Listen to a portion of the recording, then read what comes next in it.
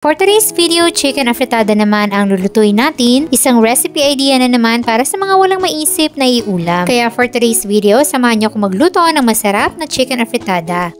Meron tayong 3/4 kilo ng chicken cuts na iba't ibang parte ng manok. Ima-marinate natin yan sa 3 tablespoon ng toyo.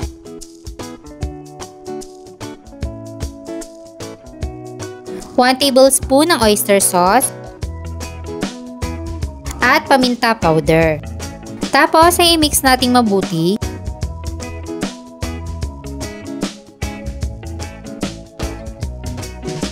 Then i-marinate natin to ng 30 minutes hanggang 1 oras. At ang sikreto talaga sa masarap na afritada ay itong pinya. So gagamit tayo dito ng fresh at hinog na pinya na isa-slice natin sa maliliit na piraso para makuha talaga natin yung kanyang katas. Iba kasi talaga yung linamnam ng fresh na pinya kaysa dun sa nasa lata.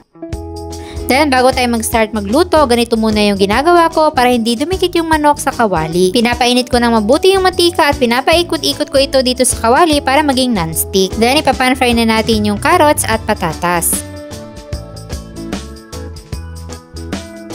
Pagkatapos natin mapan-fry, hanguin lang muna at iset aside.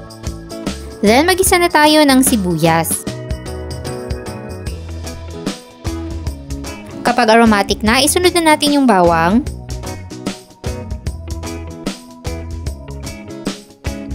Then, yung ating minarinate na manok. Isama na rin natin dyan yung pinagbabaran. Then, igisa na natin itong mabuti hanggang sa maiga na yung kanyang sarsa.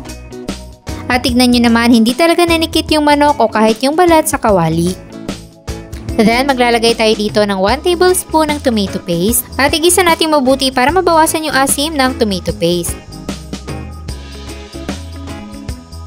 Pagkatapos natin magisa, ay maglalagay na tayo dito ng tubig, dahon ng laurel,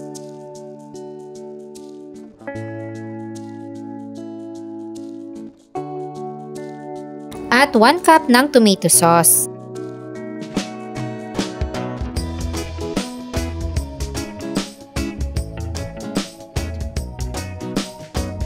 Then, ihalo na rin natin dito yung pinya. So, sabay silang papakuluan ng manok para lumabas talaga yung kanyang flavor. Then, simmer natin yan ng 10 to 15 minutes o hanggang sa maluto yung chicken. Tsaka natin ilagay yung napan-fry nating mga gulay. Isabay na rin natin yung green peas.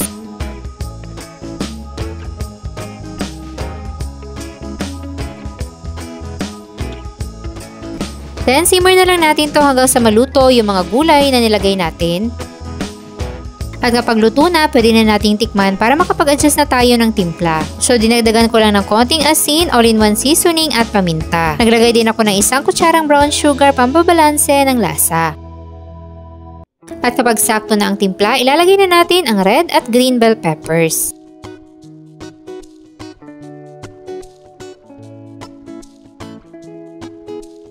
Kita nyo naman, napakakulay at napakasarsa ng ating chicken afritada.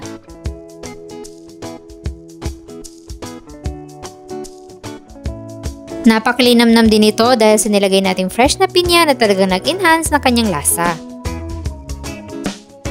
Pwede rin to sa mga handaan dahil para sa akin isa ito sa pinakasimple pero espesyal na ulam. Kung gusto nyo rin magluto nito, meron tayong kumpletong listahan ng mga sangkap na pwede nyo i-check dyan sa baba. Enjoy!